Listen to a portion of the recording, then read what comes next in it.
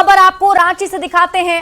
रांची में जेपीएससी आंदोलन का आज 70वां दिन है, जहां जयपाल सिंह मुंडा स्टेडियम से लेकर सड़क तक जबरदस्त भीड़ दिख रही है। छात्रों का एक जन सैलाब रांची की सड़कों पर उमड़ आया है। पुलिस की भारी मौजूदगी, बैरिकेड्स, वाटर कैनन के बावजूद छात्रों को रोकने की कोशिश नाकाम रही। छात्र विधानसभा तक पहुंचने में कामयाब रहे। हजारों छात्र परीक्षा को रद्द करने, परीक्षा में पारदर्शिता लाने और दोषियों पर कार्रवाई की मांग को लेकर सड़क पर उतरकर विरोध जता रहे हैं।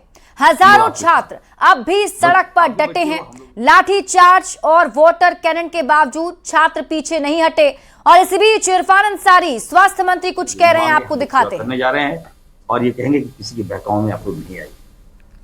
बच्चे, आपने देखा होगा कि 2 दिन पहले बीइंग हेल्थ मिनिस्टर हमने आदेश दिया राज्य के सभी हॉस्पिटल को, चाहे वो प्राइवेट हॉस्पिटल हो चाहे वो गवर्नमेंट हॉस्पिटल हो, कोई भी बच्चा अगर आंदोलन करने के क्रम में अगर गंभीर होता है, इमरजेंसी अगर आती है, तो प्रॉपरली उसका ट्रीटमेंट किया जाए, फुल्ली मेडिसिन दी जाए उसको, और 1 पैसा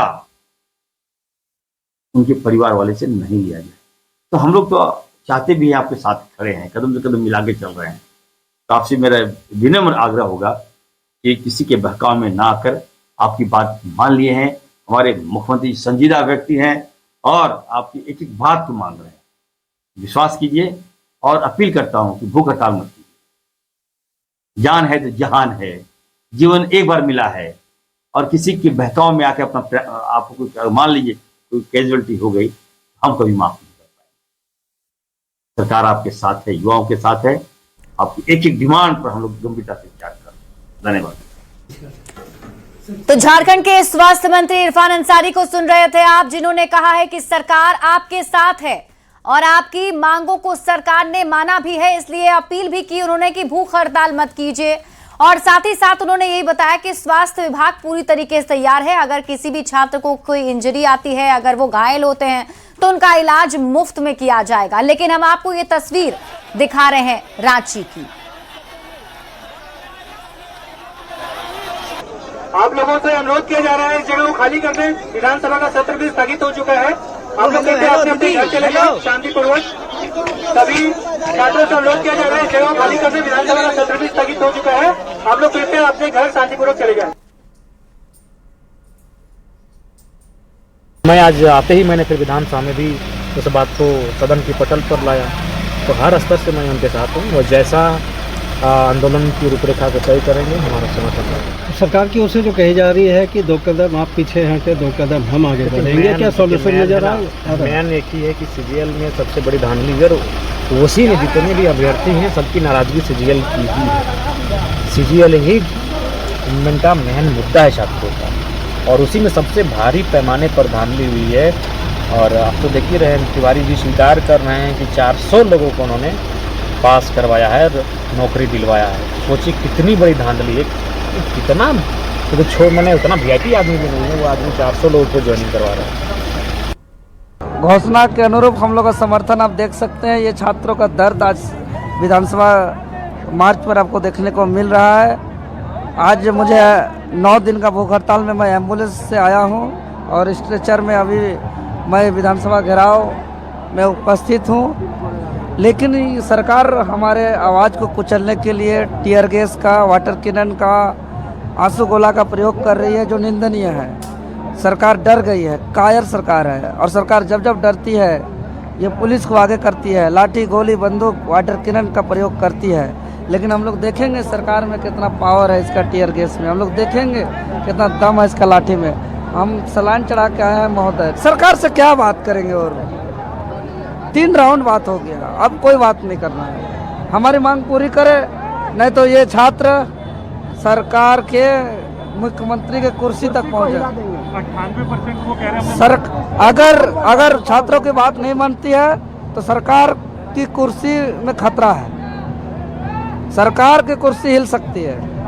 ये आक्रोश रुकने वाला नहीं है, ये जन आंदोलन में बदल गया। कौन रोकेगा? युवा को पलटी कर दीजिएगा तो वाह यू वायु को कोई रोक नहीं सकता।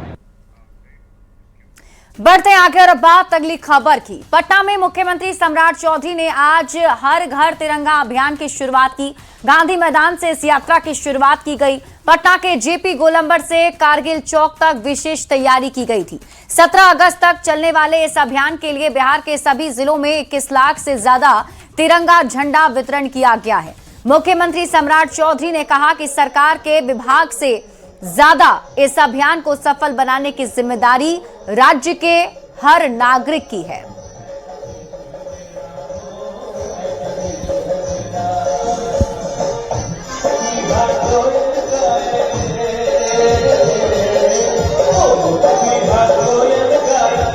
सरकार का काम है, सरकार इस योजना को जरूर चलाती है। आपके स्वाभिमान की रक्षा के लिए लगातार सरकार प्रयास करती है और तिरंगा यात्रा ये प्रतीक है कि हमारे पूरे जीवन में इससे बड़ा महत्व कुछ नहीं है। कला संस्कृति विभाग के द्वारा लगभग 21 लाख झंडे पूरे प्रदेश में इस अभियान में जोड़े गए। नगर विकास इस अभियान को चला रहा, पंचायती राज विभाग इस अभियान को चला रहा और सबसे महत्वपूर्ण है बिहार के 14 करोड़ की आबादी इस अभियान को चलाकर राष्ट्र के जो प्रतीक तिरंगा है इसको आगे बढ़ाने का काम करेगा। बिहार में एक बार फिर दिव्यांगों, बुजुर्गों और विधवा महिलाओं के खाते में सरकार ने खुशियां क्रेडिट की हैं। मुख्यमंत्री सम्राट चौधरी अपने वादे के मुताबिक हर महीने की 10 तारीख को प्रत्येक लाभुक को 1100 रुपए की राशि ट्रांसफर करते हैं। आज एक बार फिर 1,01,32,000 से ज्यादा लाभुकों के बैंक खाते में पेंशन की राशि भेजी गई है। इस मौके पर मुख्यमंत्री ने कहा कि ये पेंशन जरूरतमंदों के लिए बड़ी मदद साबित हो रही है और इस बार करीब 1 लाख नए लाभुकों को भी पहली बार पेंशन का लाभ मिला है। मुख्यमंत्री ने जिलों के डीएम से अपील भी की, जो लोग छूट गए हैं उन्हें भी जल्द से जल्द इस योजना में शामिल किया जाए।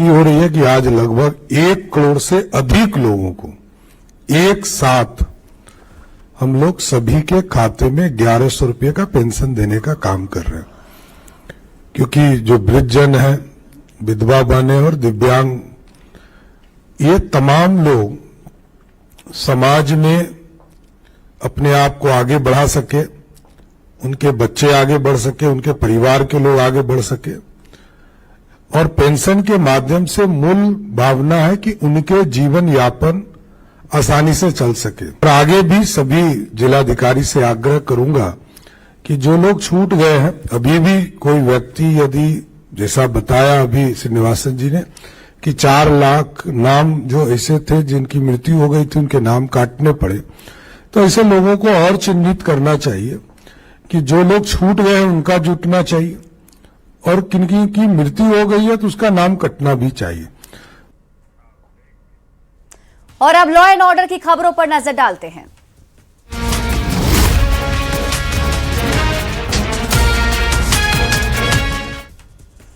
बड़ी खबर आपको बेतिया से बताते हैं, जहां सिरिसिया के भगड़वा नहर के पास राजमिस्त्री की चाकू से गोदकर एक हत्या कर दी गई है। पुलिस ने 2 आरोपियों को गिरफ्तार भी कर लिया है। मृतक सिरिसिया पंचायत के वार्ड संख्या 9 का धामू पटेल था, जो पिछले 6 महीने से बेतिया के छावनी इलाके में राजमिस्त्री का काम करता था। 6 तारीख की बात है, जमीन के विवाद। 6 तारीख से धीरावते रात हमारा बेटा के जान ले बड़े के लोग नाम बताओ। राजेश्वर पाणे, गोली पाणे, अभुनेश्वर पाणे। राहुल नाम का पड़ी? हमारा नाम मोतीलाल पटेल। तो क्या है जे मरल बने? एक कुमने बेटा हूँ। और इस बीच आपको सीतामढ़ी से बड़ी खबर बताते हैं। जमीन विवाद में युवक की हत्या की खबर मिल रही है। चाकू से हमला कर हत्या का आरोप है। चंदन कुमार के रूप में युवक की पहचान हुई है। 1.5 कट्ठा जमीन को लेकर 2 साल से विवाद चल रहा था। इलाज के दौरान एसकेएमसीएच में चंदन की मौत हो गई है। परिजनों ने पट्टीदारों पर हत्या का आरोप लगाया है। सुगरीडी गांव की घटना बताई जा रही है। अब इस पूरे मामले में पुलिस की टीम जांच कर रही है। कि सर, हम लोग घर पे दूरा पे थे, जब 2 अपाची सवार आया, एक शैलेंद्र कुमार, एक नमूना था, एक छोटे लाल था, टाइगर लेके आया है, एक हथियार लेकर आया है और दर पे ही साफ कर दिया है। जब हम लोग दौड़ के गए हैं उठाने तो वहाँ पे खत्म था। और अगली खबर मोतिहारी से है, जहां सुगौली में रोड टैक्स के नाम पर कथित वसूली का मामला सामने आया है। आरोप है कि छपवा से अरेराज जल भोजी जा रहे टेम्पो ड्राइवर और उसके परिवार को फुलवरिया हाई स्कूल के पास रोककर 150 रुपए की मांग की गई। रुपए देने से इनकार करने पर ड्राइवर के साथ मारपीट की गई। पीड़ित का आरोप है कि उसकी पत्नी और बेटी के साथ भी बदसलूकी हुई। घटना के बाद चंद्रिका राम ने सुगौली थाने में शिकायत दी है। फिलहाल पुलिस ने मामला दर्ज कर लिया है और आगे की जांच जारी है। जब स्कूल पार हो स्कूल के सामने जो रोड बा ओकरा सामने हाथ से नया रोक देने का तो हमने से पैसा मांगला कथी के देखा रोड टैक्स कहते हैं 150 रुपया हम कथी कहिए चलता है टैक्स है कहाँ के रंगदारी है ये बात भाई मारा मारी भइल हमरा से तो जो हम वो मरले वाले गांव मर गए जाके और ओकरा बाद में पत्नी का छोड़ावे और लड़की का छोड़ावे तो ओकरा साथ वही बेचैनी कर रहे थे लोग तो अचानक से रोड में रोक लिया और पापा जी रोक दिए, हाथ दिए और रोक दिए और गाड़ी जाम हो गया था और उस पापा जी का हाथ मोड़ दिया और चाबी छीनने लगा। बदतमीजी किया मेरे भी साथ और मम्मी के साथ और पापा के साथ। कौन बदतमीजी किया, पहचानती हो उससे किया? नहीं, टैक्स लेने वाला ही। किस चीज का टैक्स था? और अगली बड़ी खबर आपको गोपालगंज से बताते हैं, जहां 2 दिनों से लापता युवक का शव बलूही नदी पुल के पास मिलने से इलाके में सनसनी फैल गई। मृतक की पहचान भैसही गांव के चिंटू कुमार यादव के रूप में हुई है। परिजनों ने हत्या कर शव को नदी में फेंकने का आरोप लगाया है। करीब 48 घंटे तक चले एसडीआरएफ और एनडीआरएफ के सर्च ऑपरेशन के बाद शव बरामद हुआ। पुलिस को युवक के गले और चेहरे पर चोट के निशान मिले हैं। शव पोस्टमार्टम के लिए भेजकर जांच शुरू कर दी गई है। एफएसएल और टेक्निकल टीम की मदद से पुलिस संदिग्धों की तलाश कर रही है। किनारे हम लोग को पता लगा लोगों के माध्यम से कि पानी में डूब गया है। हम लोग सोचे डूब गया होगा किसी कारण या पैर स्लिप किया होगा, इसके कारण हम लोग सब आदमी गए। लेकिन जब सुबह में लाश मिला तो उसके पूरे छुरी से गला काटा हुआ है, यहाँ पर लगा हुआ है, फिर सिर में लगा हुआ है, फिर उसे मर्डर करके फेंक दिया है। लग रहा है कि हत्या की गई है। लग क्या रहा है, जब छुरी लगा है तो लगने क्या बात। और अब देश दुनिया की खबरों पर नजर डालते हैं।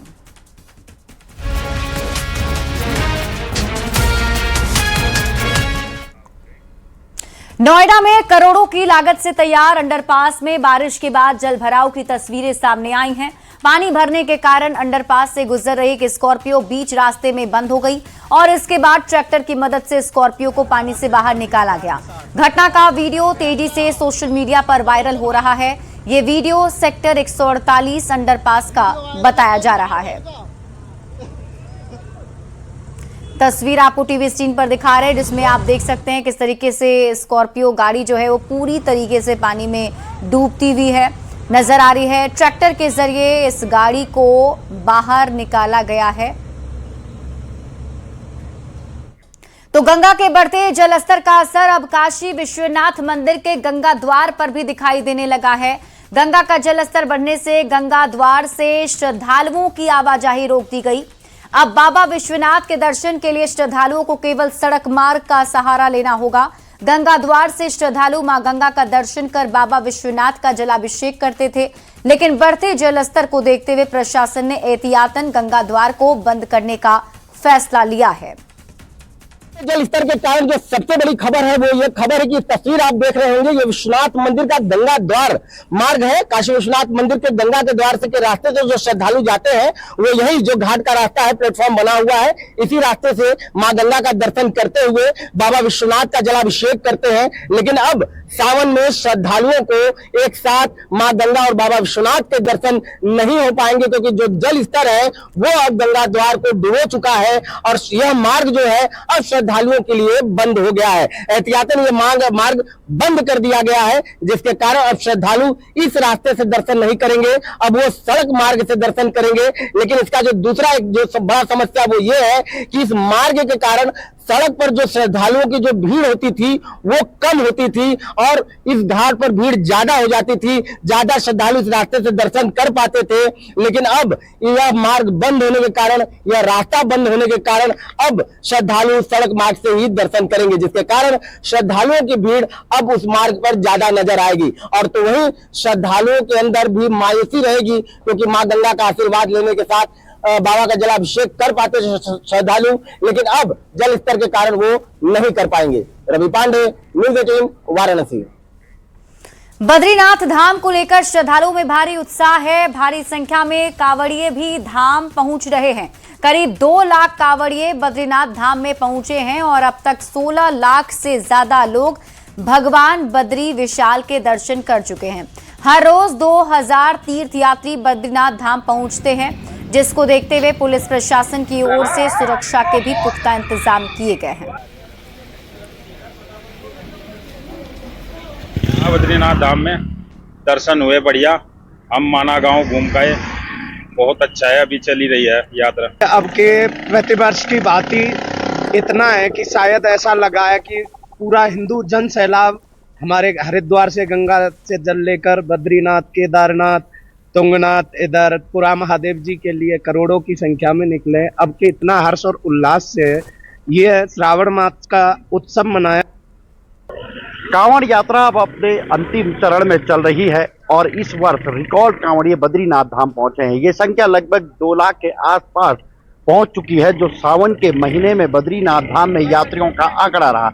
लेकिन अगर पूरी यात्रा की बात करें तो लगभग 16 लाख से अधिक यात्री इस समय पहुंच चुके हैं। और अभी भी आप देख सकते हैं मंदिरों से लेकर जो सड़क मार्ग है उसमें आपको कांवड़िए नजर आ रहे हैं, तीर्थ यात्री नजर आ रहे हैं। कांवड़िए जल भर कर अपने अपने स्थानों के लिए जा रहे हैं, अपने अपने शिवालयों के लिए पहुंच रहे हैं। कहीं ना कहीं इस बार अगर मौसम की बात करें तो मौसम ने पहाड़ों में बहुत अच्छा साथ दिया है। चाहे फूलों की घाटी हो, हेमकुंड साहिब हो या फिर बद्रीनाथ धाम हो, सभी जगहों पर रिकॉर्ड जो यात्री हैं, जो सैलानी हैं वो पहुंचे हैं, जिससे कहीं ना कहीं इस वर्ष यात्रा में शुरू से लेकर आखिर तक अभी जो दूसरा चरण बरसात के बाद शुरू होगा यात्रा का, उसमें काफी रौनक दिखाई दे रही है। और आने वाले दिनों में जब पहाड़ों में मौसम